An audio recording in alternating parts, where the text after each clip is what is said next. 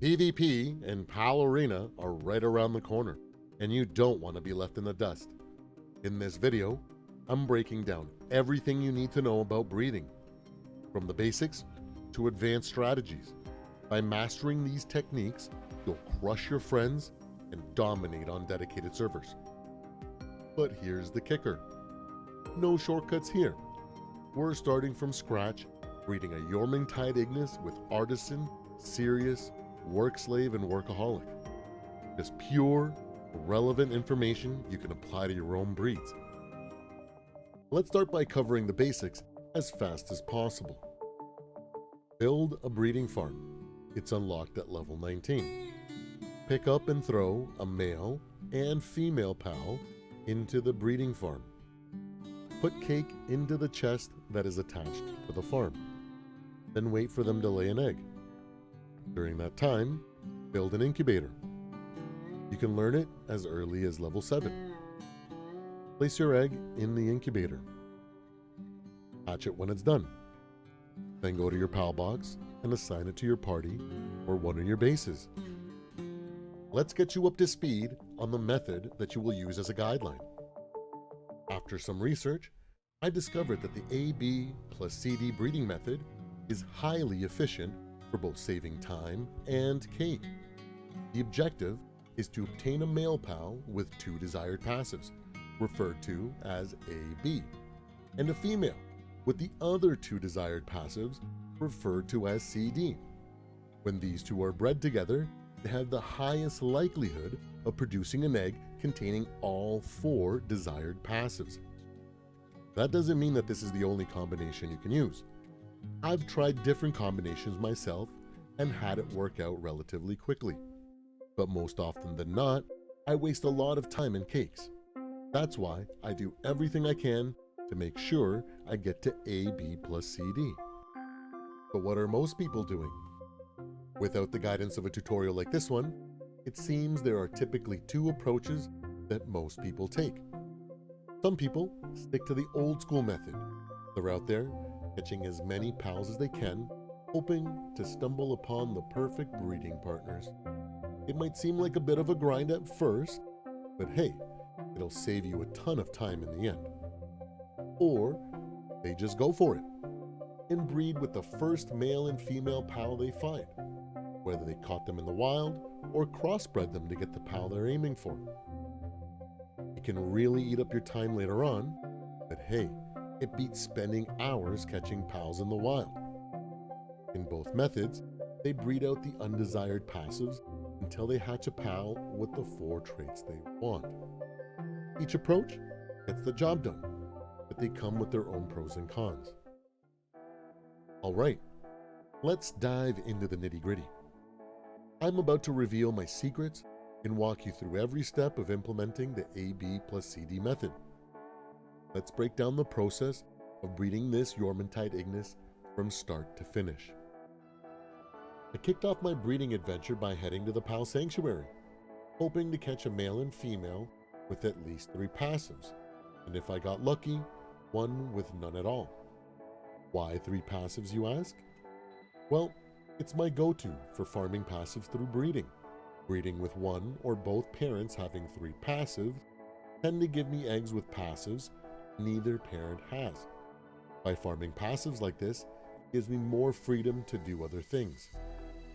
Believe it or not, within about an hour, I managed to catch 2 males and 2 females, one with just conceded and the rest with no passives whatsoever. After about 40 to 50 eggs, I hatched a workaholic and an artisan, but they came with some unwanted passives. I needed a cooking pal, so I paired the workaholic and conceded and set them to breed. At the same time, I paired the artisan with one that didn't have any passives and left them to breed. Luck struck again when I hatched one with both workaholic and conceded. Perfect for my base.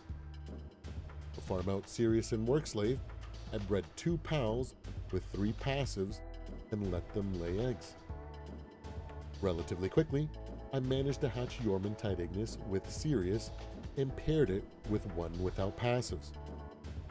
After nearly 50 eggs, I hatched another Jormuntide ignis, this time with just artisan. Soon after, in about 20 to 30 eggs, I hatched one with only Sirius. Pairing the artisan with the Sirius, I struck gold when my first egg hatched with both passives. I kept them breeding until I had one of each gender to make it easier for myself later on.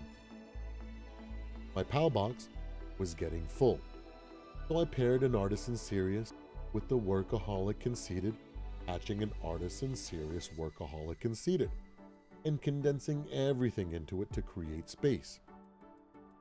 The next day, I finally hatched a Jormuntide ignis with work slave. From there, I kept breeding until I had one with just work slave. Before I knew it, I had a Jormuntide ignis boasting both work slave and workaholic. Thanks to breeding both genders with artisan Sirius, I could start breeding right away. After about 60 eggs, I hatched 5 Jormuntide ignis, all with artisan Sirius, work slave, and workaholic. At this point, I messed up while figuring out how the condensing fixes work and wasted a rank 4 by condensing it into a fresh PAL, thinking it would rank up to 4.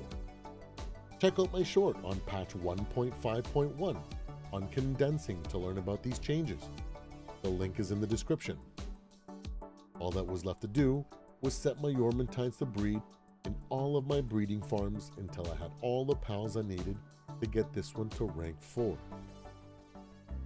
It took me an hour of catching PALs, about 250 to 300 cakes over 3 days to get this Jormuntide and 4 others.